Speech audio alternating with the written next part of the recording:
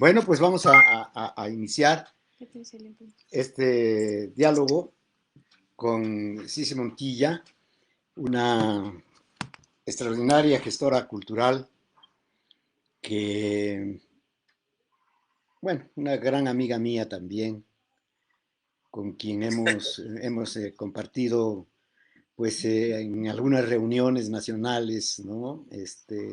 La gestoría cultural, sobre todo en las de capacitación, y que pues ha estado en Oaxaca en varios tiempos, ¿no? Sobre todo últimamente con la creación de la maestría en desarrollo, ¿no? Desarrollo cultural. Así es. Este, eh, es una persona con muchísima experiencia dentro de la gestoría cultural y pues es un placer verdaderamente poder conversar con ella, ¿no? Sí, sí, buenos días. Buenos días, Sergio. Muchísimas gracias por la invitación. Y como te dije antes, me parece que ha sido una magnífica idea de tu parte abrir este grupo y estos diálogos. Qué bueno, pues iniciamos con tu tema, sí, sí, si quieres, Claro. puedes darnos la introducción y todo esto, como platicábamos, una introducción tuya, después habrá preguntas y respuestas, comentarios, y bueno, pues aquí lo importante es que los que están en el grupo pues sean quienes dialoguen directamente contigo, ¿no? Si eres Así. tan amable, Muchas entonces, ¿no? gracias. Sí. Claro que sí. Sergio, pues como te decía, es un tema interesante y es un tema polémico. Y yo quise titularlo como cultura e internet, exceso en tiempo de pandemia, porque creo que tendríamos que revisar muy bien qué es lo que ha pasado a partir de esta cuarentena y el uso de la tecnología. Entonces, voy a comenzar por posicionar el tema en tres enfoques que me parecen importantes y que en todos los casos tienen como punto de partida, a mi entender, un exceso de confianza. El primero tiene que ver con el exceso de confianza en suponer que todo el mundo tiene la posibilidad de tener acceso a equipos y a conexión a Internet. Esa es la primera premisa. Una segunda sería pensar que también hay un exceso de confianza al suponer que todo el mundo no solo tiene la posibilidad de tener los equipos, sino que además sabe utilizarlos, ¿no? Y finalmente, también me refiero al exceso en el sentido de que todos aquellos que sí tienen equipo y que sí saben utilizarlo, en el mundo de la cultura, han tenido una exagerada producción y circulación de oferta cultural. Entonces tenemos una avalancha, un desbordamiento, una hipertrofia de oferta cultural en la web. Así es. Y bueno, después de estos tres puntos, digamos, yo lo que quiero desarrollar es que, por ejemplo, cuando me refiero a que tenemos un exceso de confianza, al suponer que todo el mundo tiene equipos, acceso y que además sabe cómo utilizar los equipos, yo pondría, por ejemplo, lo que está sucediendo con la escuela en línea. Toda esta forma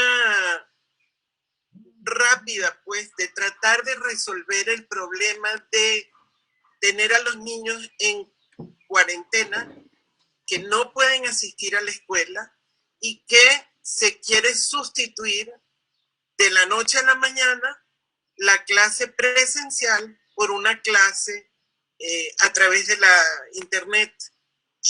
Y ahí hay otro problema que tiene que ver con la formación de los maestros, con la capacidad que tienen los docentes presenciales para preparar una clase en Internet, que hoy en día todos ellos saben, y nosotros también, que no es lo mismo. No es lo mismo de ninguna manera. Entonces, creo que en ese sentido hubo un exceso de confianza al pensar que se podía hacer muy fácilmente y muy rápidamente, y se dio la instrucción. Los niños se van para su casa y las clases se van a dar por Internet. Y aquí, si revisamos entre nuestros amigos, familiares, maestros conocidos, o en las mismas redes, nos vamos a encontrar con los comentarios no solo del maestro que empieza a darse cuenta de que se le ha complicado la vida más de lo que ya la tenía, sino también de los papás que están en la casa, que en su mayoría no saben usar las computadoras, que no solo no saben usar las computadoras, sino que tampoco pueden tener el mismo nivel de conocimiento como para enseñarle a sus hijos una clase de matemáticas, una clase de física, de química, etcétera, ¿verdad? Y los mismos niños que saben más que los papás del uso de la tecnología y que han comenzado, incluso hay una cantidad de memes de niños burlándose de sus maestros que no saben usar las computadoras. Entonces, esta es la primera reflexión, ¿no? Pensar que solamente dar la instrucción de que las clases se van en línea, ya con eso teníamos resuelto el problema de la atención a la escuela básica. La segunda reflexión, que tiene que ver con la posibilidad de tener los equipos y saberlos utilizar. Y en este caso me refiero a la gente que hace música, por ejemplo, en un trío huasteco, que utiliza un teléfono, un celular para comunicarse, pero que no ha tenido la posibilidad o la oportunidad o no le ha interesado utilizar ese teléfono para que se convierta en una herramienta para poner a circular sus creaciones musicales. Estoy poniendo un ejemplo cualquiera, como digo, un trío huasteco, pero no solo un trío huasteco, cualquiera. Cualquier persona que quisiera poner a circular sus obras, su creación, su oferta cultural, pero que no sabe utilizar la tecnología y tiene esa limitación, ¿no? Y esa es la segunda reflexión, y en ese sentido, pues a mí me preocupa mucho todo lo que tiene que ver con las fiestas tradicionales, con las comunidades, con ese momento de encuentro con la gente, en donde se genera ese proceso creativo, en donde la gente que está ahí en esa comunidad está aportando también su energía, su aplauso, su admiración para esos grupos que son portadores, digamos, del patrimonio inmaterial, y que en este momento no tienen la posibilidad de hacer eso. Esa es la siguiente reflexión en la preocupación por qué está pasando con eso y cómo los que estamos ahorita en las instituciones públicas vamos a poder apoyar a esos grupos y a esas comunidades para que sus propuestas, digamos, todos sus elementos culturales que ellos gustan compartir, se puedan seguir compartiendo y circulando con todo lo que eso significa, ¿verdad? Y el otro punto, que es el exceso ya propiamente dicho, tiene que ver con los grupos, los creadores, gestores, empresas, que sí tienen los equipos, que además tienen las habilidades y capacidades desarrolladas para utilizar esos equipos, y que han comenzado a tener un desbordamiento de oferta cultural en las redes, en la web, al punto de que a veces no sabes para dónde, a dónde irnos. O sea, quieres ver un concierto, pero también quieres oír una charla, pero también te gustaría tomar un taller, y de repente resulta que al mismo tiempo, a la misma hora, tienes gente del mundo entero en tu pantalla. Y yo decía el otro día en una charla que tuve en el Estado de México, que bueno, una de las cosas que ha sucedido ahora es que tenemos la realidad dividida en cuadritos en una pantalla que nos está abrumando con una oferta muy importante. Entonces, por un lado tenemos una gran profusión de oferta, no toda es de la misma calidad.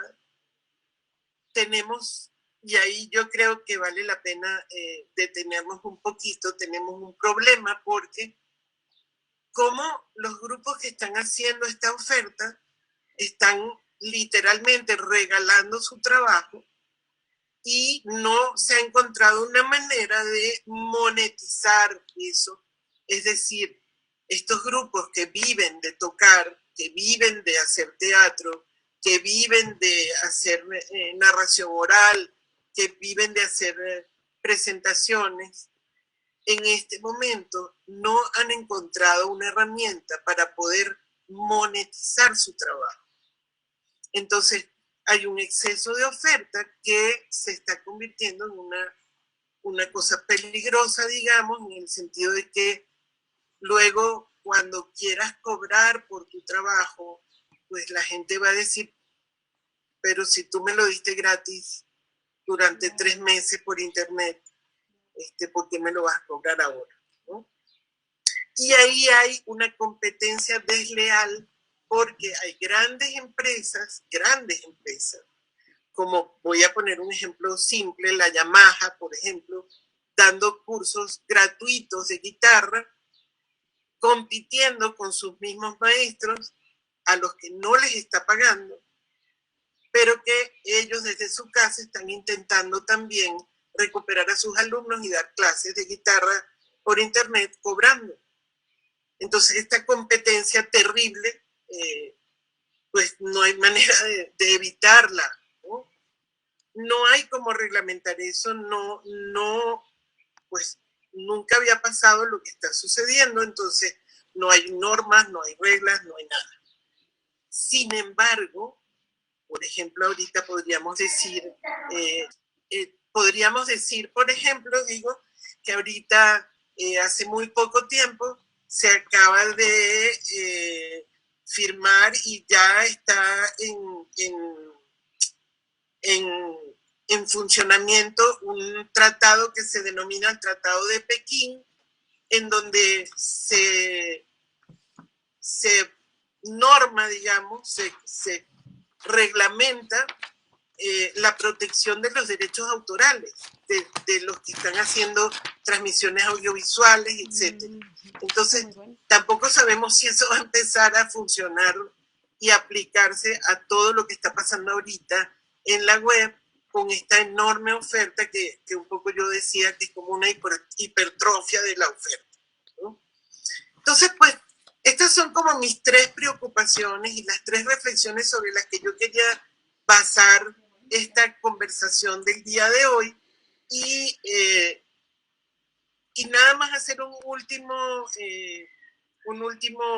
comentario que tiene que ver con algo que acabo de leer en los artículos que nos comparte nuestro querido Ernesto Piedras, un poco sobre la primera reflexión donde yo decía que no todo el mundo tiene el mismo acceso a los equipos y a las conexiones de internet, y Ernesto acaba de publicar hoy un artículo donde dice que el día de hoy, ya se pueden contabilizar 123.8 millones de usuarios de líneas móviles.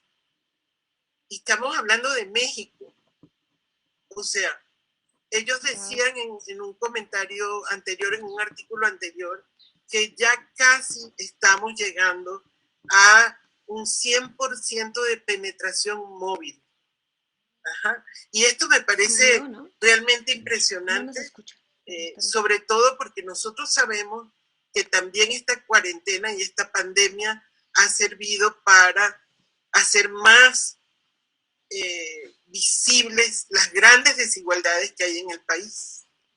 Pero en medio de esas desigualdades, 123.8 millones de personas tienen acceso a una línea móvil. Bueno, no sabemos si cada línea le corresponde a una persona, pero eso es lo que uno supondría, ¿verdad?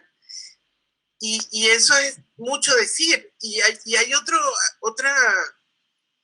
dato que también es abrumador y que tiene que ver con los accesos a Internet. Y aquí dice Ernesto que México está de tercer lugar por la OCDE de los países que tienen el mayor número de conexiones a Internet. Primero están los Estados Unidos, después está Japón y después está México.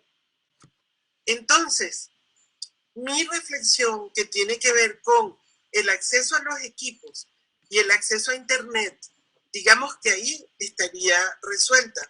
Pero mi tercera o mi segunda reflexión que tiene que ver con el desarrollo de las capacidades y de las habilidades para utilizar esas herramientas, sobre todo en el sector cultural, es el que no sabemos si está resuelto, pero por otro lado, en muchos casos sabemos que no está resuelto, ¿verdad? Y retomando para cerrar el ejemplo de la escuela, pues sabemos lo que ha pasado con esta instrucción de pasar la escuela a la Internet. Entonces, bueno, yo dejaría hasta ahí esta primera intervención. Nada más voy a cerrar con una frase de Manuel Castells que me parece extraordinaria, porque él dice que nunca habíamos tenido tanto conocimiento, pero nunca habíamos sido tan irresponsables en el uso de ese conocimiento. Claro. Oye, qué interesante realmente las tres Abre reflexiones. tu micrófono, a ver, espérame, a ver. Ya, ahora sí ya. Mira, qué interesante estas tres reflexiones que has hecho. A mí me parecen de veras en este momento fundamentales.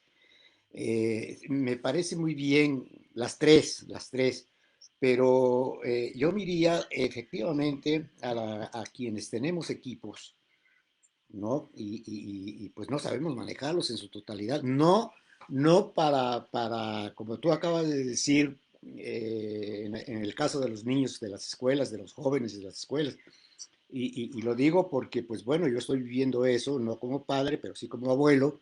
Tengo tres nietos que pues están en su casa, están recibiendo clases por internet y hay una diferencia bastante grande entre el primero, que tiene casi 17 años y que está en bachillerato, y el último, que tiene 11 años y que todavía está en la primaria. Entonces, el manejo de todo esto pues es difícil, ¿no?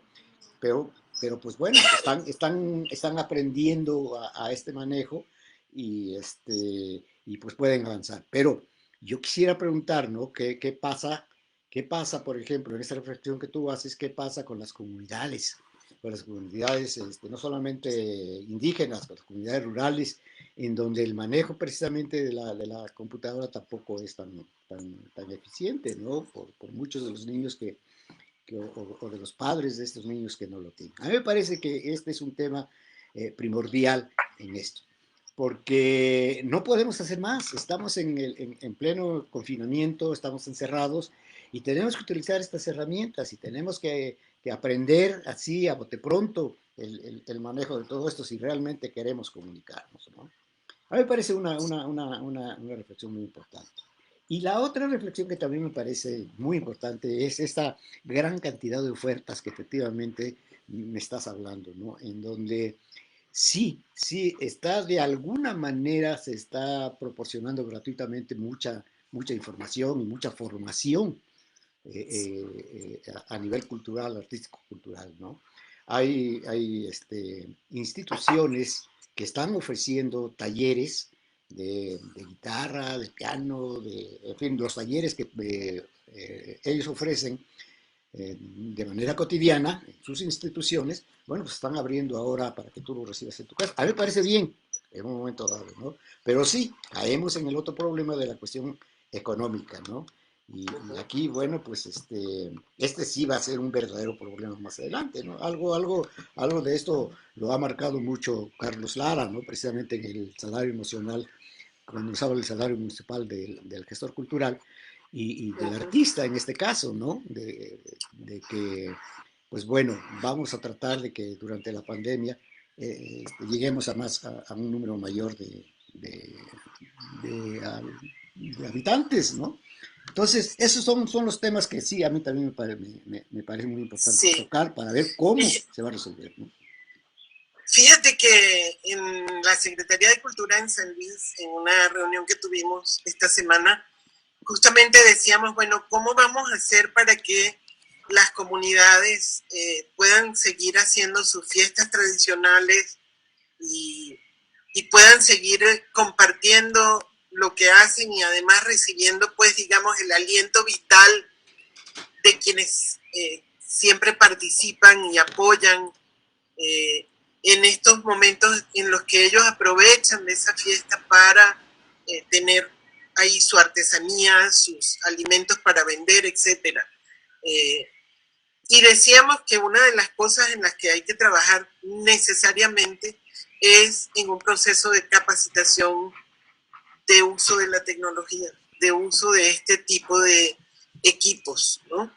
Y yo les decía que yo creo que este sería un buen momento para trabajar mucho las relaciones intergeneracionales, porque todos esos niños, los nietos, los hijos más pequeños, eh, sí saben utilizar los teléfonos y saben más que sus abuelos y que sus papás y que sus maestros.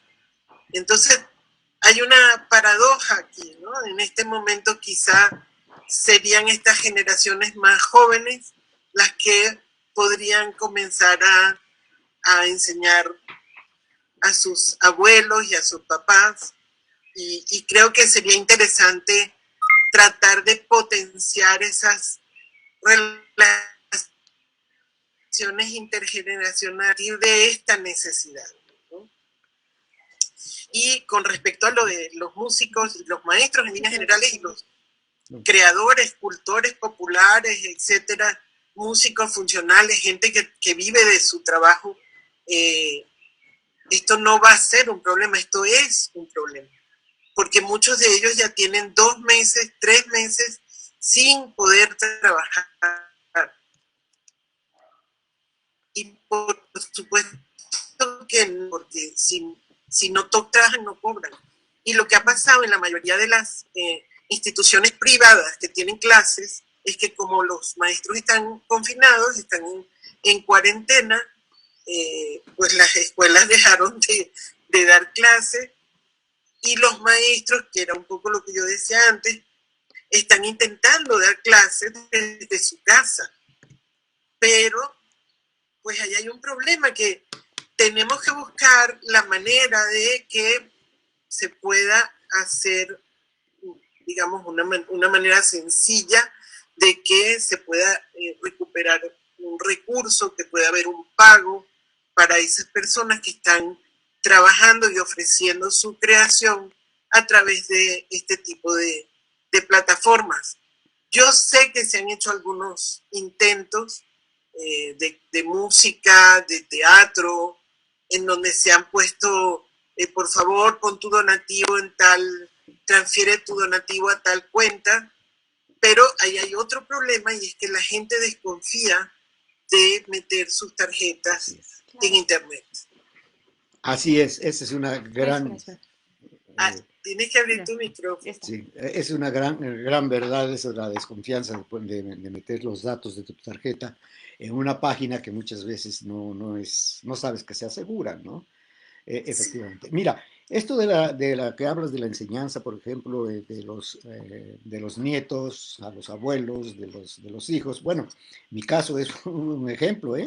Yo nomás me siento frente a la computadora y mi hija Berta es la que maneja todo esto. Ella es la que nos enlaza, ella es la que hace todo esto, ¿no? Yo no me siento frente a la computadora.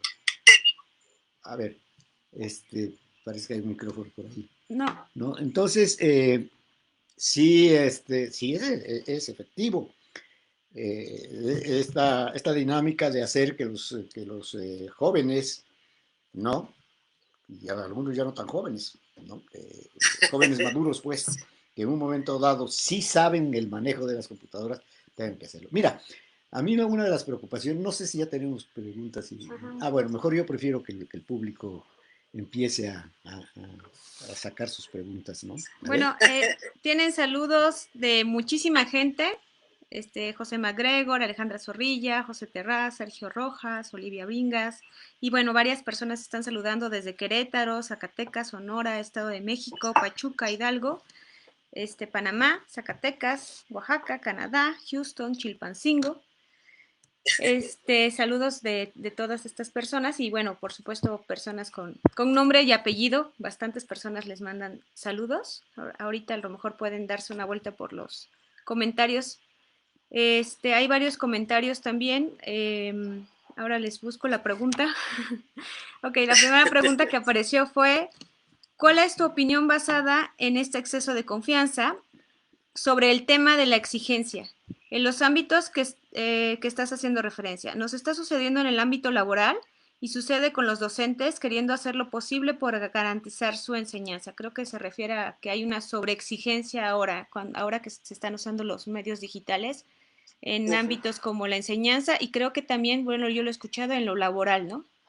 Sí, absolutamente cierto. Es decir, un poco lo que yo mencionaba antes. ¿Qué pasa cuando te encuentras en esta situación inédita? Es decir, ninguno de nosotros, había vivido una situación como esta. Muy pocos de nosotros estábamos preparados para esto. Digo muy pocos porque hay gente que sí estaba preparada. A lo mejor no pensando en una pandemia, sino preparándose profesionalmente para el uso de las tecnologías, para el desarrollo de la currícula, para trabajar de manera virtual, etcétera. De hecho, nosotros habíamos hecho algunas pruebas desde Conaculta, hicimos algunos diplomados a distancia, etcétera. Pero realmente muy pocos de nosotros estamos preparados para esto. Y creo que efectivamente, debido a la crisis, digamos, al momento, sí ha habido una sobreexigencia en lo laboral, cuando los jefes, digamos, te dicen, bueno, vete a tu casa y trabajas desde allá. Pensando de primera que tú tienes una computadora en tu casa, que tienes además acceso a internet, pero no solo eso, sino que además sabes cómo resolver el asunto de cambiar tu trabajo presencial por un trabajo en línea, que pues todos sabemos que no es lo mismo y que no es nada fácil. Entonces yo sí creo que ha habido una sobreexigencia, y también creo que una cosa que no ha habido ha sido un proceso de capacitación y de transferencia de herramientas para la gente que de manera expedita pues ha tenido que irse a su casa a tratar de resolver esto. Entonces, en este caso mi sugerencia, digamos, para los empleados que se han encontrado en esta situación y para sus jefes, es que generen procesos de transferencia de herramientas que no son complicados, que se pueden hacer en línea y que ayudaría muchísimo a la gente que está pasando por estos problemas de tratar de resolver sin saber muy bien cómo el teletrabajo o el home office. Hay gente que no ha podido resolverlo. Y además hay otro problema que tiene que ver con, por ejemplo, las familias jóvenes o las mamás solas, digamos, madres solteras que tienen niños en edad escolar y que tienen una computadora en la casa. Esa computadora se tiene que utilizar para las clases del niño, pero también se tendría que utilizar para el trabajo en casa. Entonces tampoco es fácil eso, y también implica que tú tengas que hacer otro gasto, o implicaría que de tu oficina te permitieran llevarte un equipo para tu casa, que esto tampoco es fácil. Entonces sí, es un momento complejo desde muchas dimensiones diferentes, ¿no? Sí, hay saludos también desde París, desde Yucatán. Ahorita les digo que otros lugares que van surgiendo poco a poco. Hay varios comentarios muy, muy interesantes en Facebook acerca de, por ejemplo, José Antonio MacGregor habla del Circo Soleil, que ofreció acceso gratuito a varios de sus espectáculos al iniciar la pandemia y que hoy están por despedir al 95% de su personal.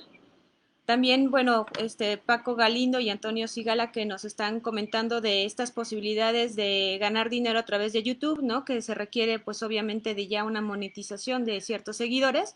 Y entonces que ellos, pues, hablan de que es posible, ¿no? A lo mejor aprender y cómo están funcionando, por ejemplo, Paco Galindo, el Teatro Diana, eh, que dice, pagas por ir a ver un concierto sinfónico vía internet. Bueno, de estas como posibilidades y estas también como cambios que hay del reto que también José Antonio MacGregor, lo que significa el que no haya una taquilla, ¿no? Un espectáculo físico para algunos lugares,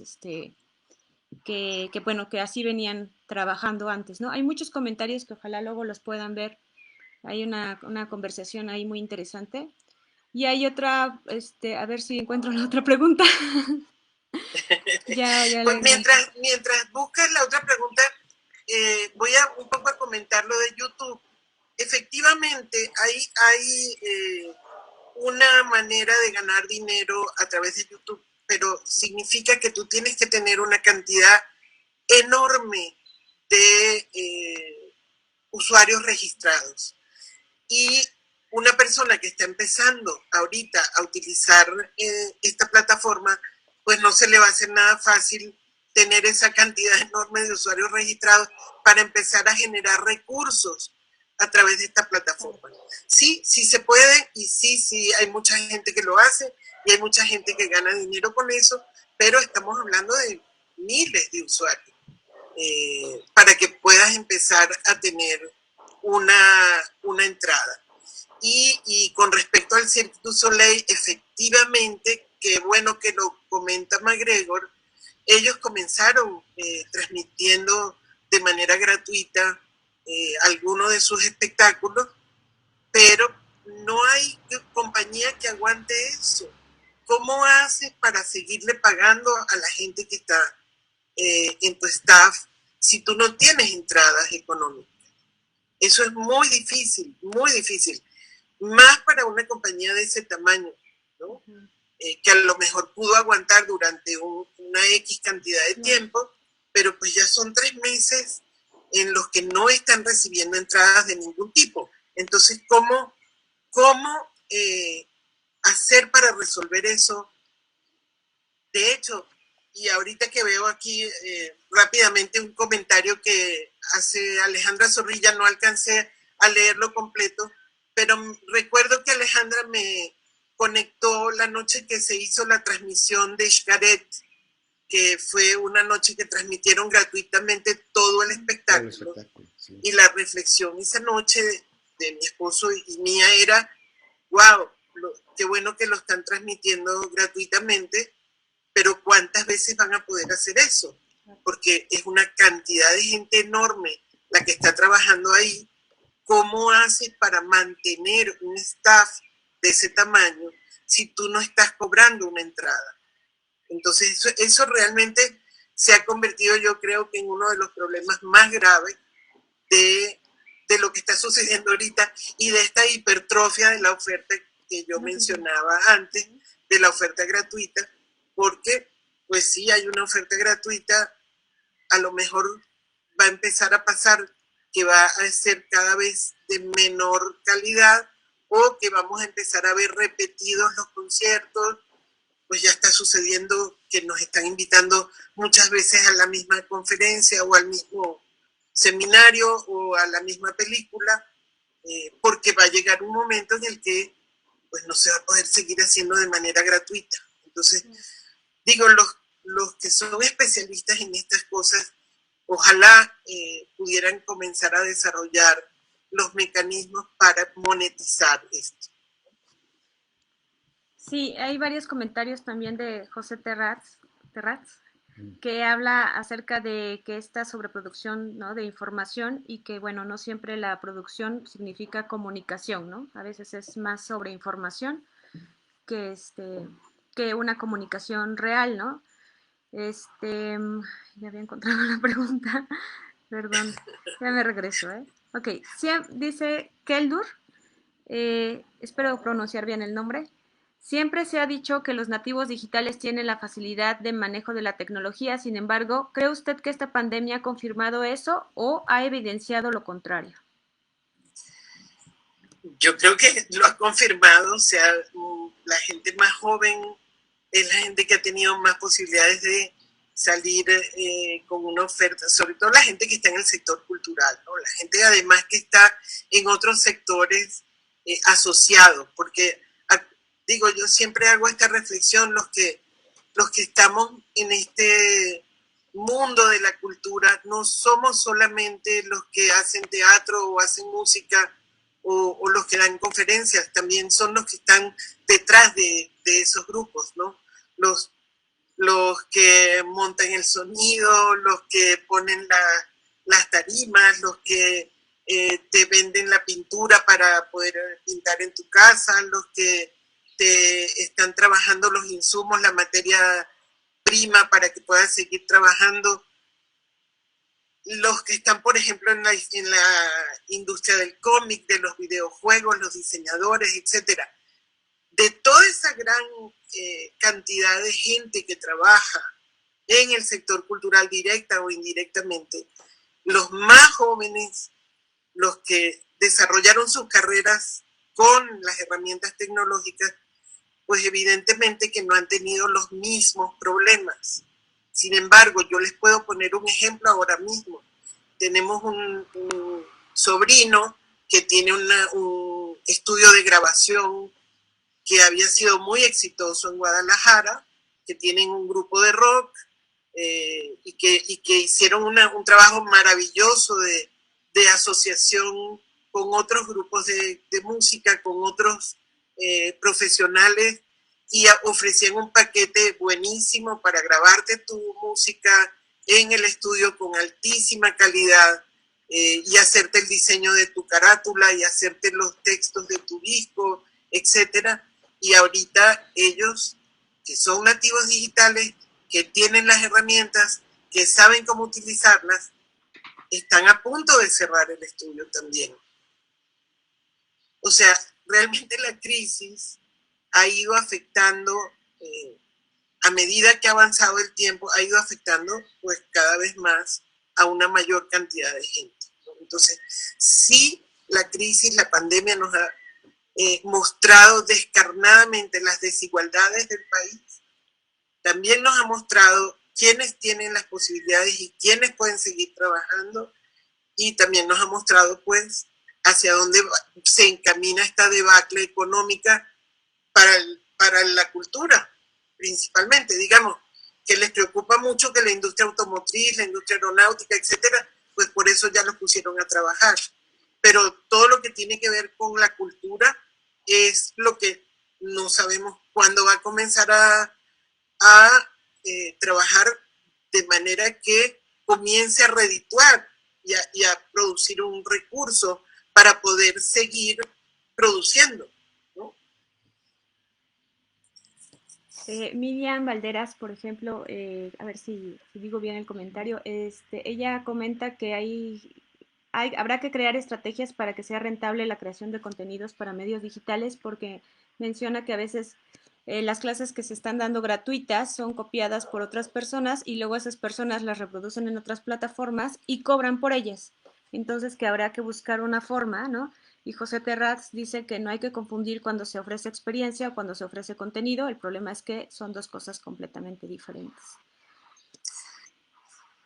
Ciertamente José tiene toda la razón, un poco retomo lo que decía antes, ya estamos comenzando a ver ofertas en donde realmente hay una muy mala calidad. También, y un poco retomo un comentario que acabo de leer ahorita, que me parece muy importante, tiene que ver con la interacción, es decir, ¿qué pasa? Y ya lo he visto y lo he vivido, pues, cuando un grupo de músicos da un concierto y no tiene la posibilidad de recibir ese feedback, esa retroalimentación del aplauso y de la energía en la sala. ¿Qué pasa? Pues, ¿y qué pasa con la tecnología? Y lo mismo preguntaba una de las personas que está aquí, diciendo que efectivamente uno de los problemas que también hay con la escuela en línea es que no hay una interacción tan fluida como la que normalmente había. Y entre las cosas que estaba leyendo, he leído también cosas que tienen que ver con cómo ha ido avanzando la Internet, de cuando era la Internet, cuando comenzó, que nosotros éramos unos usuarios pasivos, cuando pasó a la 2.0, que ya podíamos medio interactuar, y en este momento en el que estamos en esta experiencia en la que estamos compartiendo de manera prácticamente directa y que podemos interactuar, que es un poco lo que estamos haciendo ahorita con esta plataforma, en donde yo tengo en mi pantalla 9 personas que sé que me están viendo y que me están escuchando y que podrían abrir su micrófono y preguntarme lo que quisieran.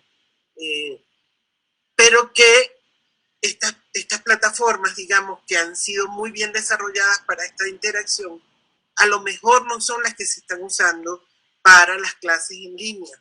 Y por lo tanto, pues los maestros en muchos casos no tienen esa posibilidad de interactuar fluidamente, ¿verdad?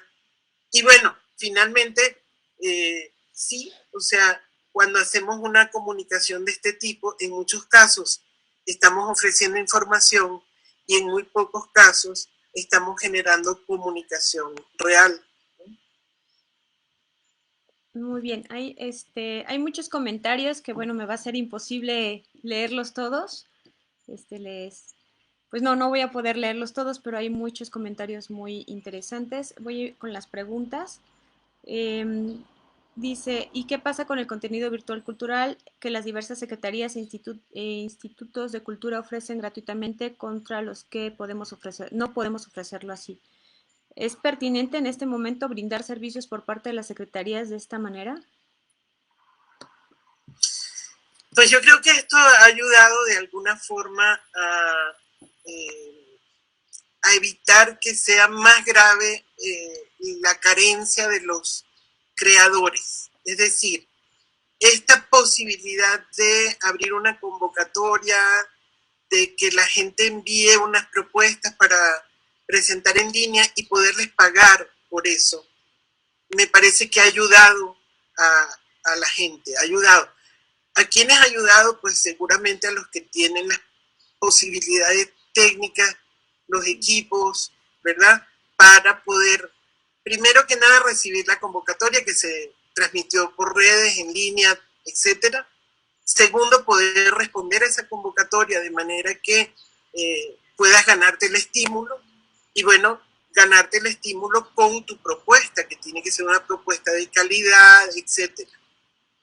Yo creo que eso ha ayudado un poco, pero esa no es la solución, porque efectivamente hay gente que no entró a la convocatoria, las convocatorias son reducidas, la cantidad de dinero tampoco es tan grande, y bueno, efectivamente hay gente que está también tratando de hacer esta oferta y de monetizarla, de poner a circular sus contenidos culturales, pero tener un recurso de regreso, una entrada económica de regreso.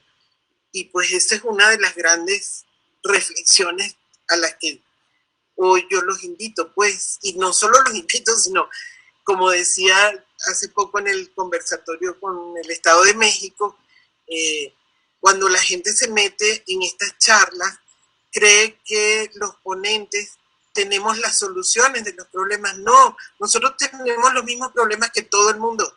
Nosotros tampoco sabíamos que esto iba a suceder. No hemos desarrollado las estrategias. Estamos tratando de desarrollar estrategias para resolver esto, pero más bien, y vuelvo y repito, estas reflexiones, lo que yo creo que tienen que servir es para convocar a la gente a trabajar juntos, a aportar soluciones, los que tienen esa posibilidad, aportar soluciones, ¿no? Y creo que en ese sentido esta pandemia y esta crisis, como siempre las crisis dejan algo positivo, una de las cosas positivas que tendría que dejarnos esta pandemia es que empecemos a cooperar y a colaborar y a trabajar unidos para resolver juntos los problemas que tenemos todos. Ok, hay una pregunta, Víctor Robles, no sé si la pregunta estaba insertada en una plática anterior o algo que se estaba diciendo antes, a ver si lo entiendo. ¿Usted cree que sin técnicos no se puede desarrollar de tal forma la cultura? No sé si necesitamos que nos vuelva a redactar la pregunta Víctor Robles, porque creo que iba insertada en un comentario anterior y por eso es que, ¿verdad? Entonces. Yo no creo que nada se pueda hacer excluyendo a nadie. O sea, yo creo que en este momento, como les dije antes, este es un momento de cooperar y de colaborar. Técnicos y rudos, ¿no? Creo que aquí los artistas, los creadores, los promotores, los gestores, los funcionarios, todo el mundo, los portadores, los que saben, los que no saben, todos deberíamos trabajar juntos. Y yo sí creo que en este momento tener la especialidad de manejar las tecnologías, los equipos, es una gran ventaja. Ojalá hubiera la posibilidad de transferir herramientas de ese tipo a una mayor cantidad de gente. Cari pregunta, ¿qué consejo o sugerencia le darías al sector cultural para motivar que en el momento de regresar a la nueva normalidad se ocupe y se apropie al espacio público a partir del COVID-19 y la convivencia con el virus? Claro, ¿qué consejo o sugerencia le darías al sector cultural para motivar que en el momento de regresar a la nueva normalidad se ocupe y se apropie el espacio público? Pues yo creo que hay que reflexionar un poco sobre el espacio público. Creo que nosotros hemos ocupado el espacio público de otra manera. Al estar en redes circulando con esta enorme cantidad de oferta cultural, estamos ocupando una especie de espacio público de esta nueva normalidad.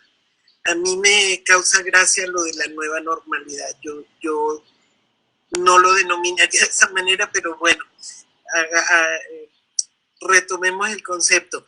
Y creo que estamos ocupando el espacio público en las redes de una manera diferente, es decir, estamos tratando de ocupar el espacio público con una oferta cultural virtual de una manera diferente. ¿Qué va a pasar cuando físicamente podamos volver a los espacios públicos?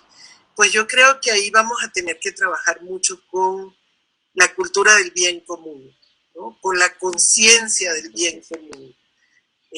Nos han repetido infinidad de veces que este virus no se va a ir. No saben muy bien los médicos cómo se cura esto. No hay una vacuna en este momento. Por lo tanto, volver al espacio físico va a significar que tendremos que apegarnos a las medidas que hasta ahora parece ser que son las que funcionan. La sana distancia, el cubrebocas, el lavado frecuente de manos, etcétera. Y yo le comentaba temprano a Sergio que ya algunos grandes teatros del mundo, por ejemplo, han redistribuido los asientos en el espacio dentro del teatro para poder garantizar la sana distancia. Entonces, algunos teatros que son de los estados y que tienen cómo mantenerse, que no dependen de la entrada comercial, ¿no? Porque los que dependen de una entrada difícilmente van a poder mantenerse trabajando al 50%, que es lo que se supone que debería suceder para poder garantizar la sana distancia. Entonces yo creo que hay muchas reflexiones en este sentido. Yo insisto, tendríamos que trabajar mucho la conciencia del bien común. ¿Cuáles son las cosas que tú puedes hacer para proteger a los demás?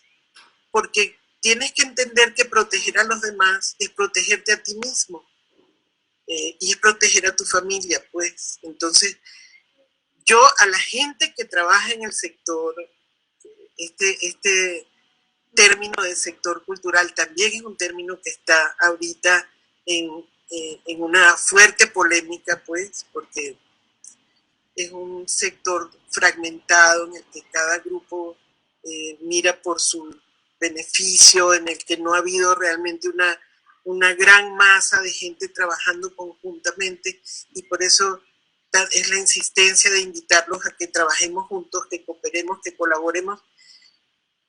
Pero yo les diría a los que trabajamos en cultura que comencemos a pensar en volver al espacio público físicamente con todo el cuidado para no afectar a nadie, ¿verdad? Creo que los conciertos masivos no podríamos volver a ellos en este momento. Quizá las representaciones de teatro podríamos hacerlas con teatros a medio aforo. Quizá los talleres de formación sí se podrían seguir dando en internet. A lo mejor podríamos buscar la manera de utilizar o de buscar una manera híbrida de trabajar, es decir, utilizando la tecnología y también el espacio público físicamente. Es decir, en esa reflexión estamos ahora, tratando de entender lo que está pasando y tratando de entender cómo vamos a trabajar de ahora en adelante. Mira, sí, efectivamente, yo creo que eso es uno de los temas muy importantes, y yo creo que básico también va a ser la recuperación de socializar en la comunidad. El problema es ese que ya sé que lo acabas de decir, no solamente en los teatros, en los templos, en las escuelas, en todos los lugares, en los centros de reunión social que se tenía, en todas estas partes. Bueno, pues va a ser muy difícil, ¿no? Volver a socializar, volver a convivir, esta convivencia comunal que teníamos, ¿no? Para nosotros. Pero yo quiero pensar, por ejemplo, en las comunidades rurales, en las comunidades indígenas, en donde hay tradiciones fuertes, en donde no se pueden de un plumazo decir, pues ahora ya no se realiza. ¿Qué viene? Vienen las festividades de muertos. ¿Qué vamos a hacer en nuestras comunidades con las festividades de muertos, con los panteones, con la ida a los panteones? Viene la Navidad. ¿Qué se va a hacer precisamente con las cuestiones de Navidad? Viene la Guadalupe en México. ¿Qué va a pasar con la Guadalupe? Esta convivencia, los peregrinos, exactamente, y que vienen de todo el mundo, o de gran parte del mundo, pues, ¿no? ¿Qué va a pasar con esto, no? Eso es lo que tenemos nosotros que tener muy claro, y qué se puede hacer, ¿no? Esta socialización que tiene que hacerse en la comunidad, con la comunidad también, ¿no? Yo creo que por ahí también es algo muy importante decir.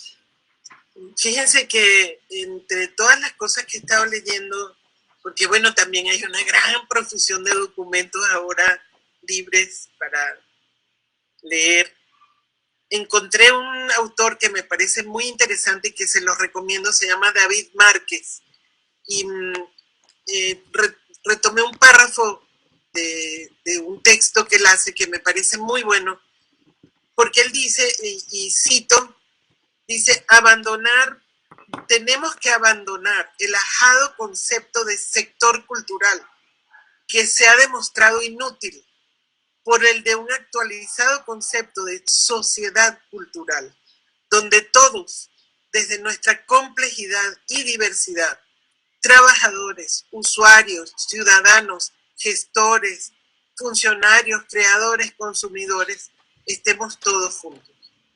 Y creo que esa es la reflexión con la que yo me quedaría en este diálogo, y a la que invito a todos, pues, porque efectivamente a lo mejor nosotros, como dice Sergio, sí vamos a poder resolver algunas cosas, pero ¿qué va a pasar con el patrimonio inmaterial. ¿Qué va a pasar con las manifestaciones populares tradicionales? ¿No? Entonces, pues, hay que ponernos a pensar, hay que ponernos a producir ideas, hay que ponernos a buscar soluciones, hay que ponernos a diseñar estrategias. Pero pues yo creo que hay que hacerlo todos juntos. No volver a esta práctica en la que los funcionarios desde sus escritorios diseñaban las políticas culturales, porque si antes eso no funcionaba, ahora va a funcionar menos. Muy bien. Pues siguen los comentarios, hay unos comentarios, bueno, muy buenos del maestro David López Vera, que bueno, que es justo lo que me está pasando ahorita, que él dice que bueno, que a veces lo que tenemos es el chat escrito y que muchas veces está diferido, ¿no? Que es justo lo que me pasa a mí al tratar de reproducir los comentarios, ¿no? Pero que todos van a ser leídos más adelante, ahora que terminemos la plática. Por ejemplo, de Alejandra Zorrilla, que dice que los apoyos a la cultura seguirán siendo importantes. Lo que hay que encontrar es nuevas fórmulas para apoyar y para hacer los proyectos sostenibles e incluyentes. Todos sabemos que hay algunas personas físicas y morales sobreapoyadas y otras que no tienen acceso a apoyos. Hemos de seguir buscando para encontrar nuevos modelos, mecanismos que logren una mejor posibilidad de aprender, producir y distribuir y ser. Y bueno, continúan varios comentarios que bueno. Muy bien. Sí, Alejandra, muy sabia siempre en sus comentarios y efectivamente, pues todo lo que ella dice es cierto, lo suscribo y creo que en esta charla lo he dicho ya varias veces. Hemos visto en esta crisis las grandes desigualdades y creo que pues es una buena oportunidad para desarrollar otras estrategias que nos permitan subsanar eso. Eso es, va a ser definitivo porque sí, efectivamente. A ver, hace rato tú hablabas precisamente de teatros o de recintos culturales que el Estado mantiene, pero que va a ser muy difícil, que aunque lo mantenga el Estado, sabemos que siempre cuando hay una crisis, la que sufre la mayor crisis es la cultura, y ahora pues con mucha más razón todavía, ¿no? Yo no creo que el Estado, y lo digo claramente, yo no creo que el Estado vaya a tener las posibilidades de mantener teatros o recintos culturales abiertos sin cobrar, ¿no? Porque pues todo eso tiene un costo y no siempre tienen ese dinero destinado para eso, ¿no? Y cuando hablamos de empresas de la sociedad civil, pues es mucho más difícil todavía. Muchas veces los teatros se llenan o se llenaban efectivamente, pero los costos son tan altos que aún teniendo el teatro lleno, pues apenas si salías en algunas ocasiones. ¿Por qué? Pues porque también ahí el Estado tiene que participar. O sea, te cobran por todo.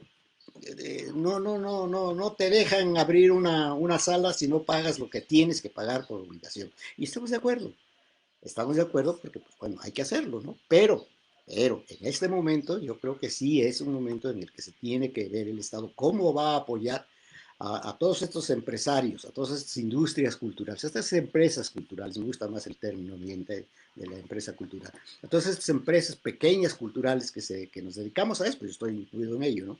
Que nos dedicamos a eso. ¿Cómo serán esos apoyos?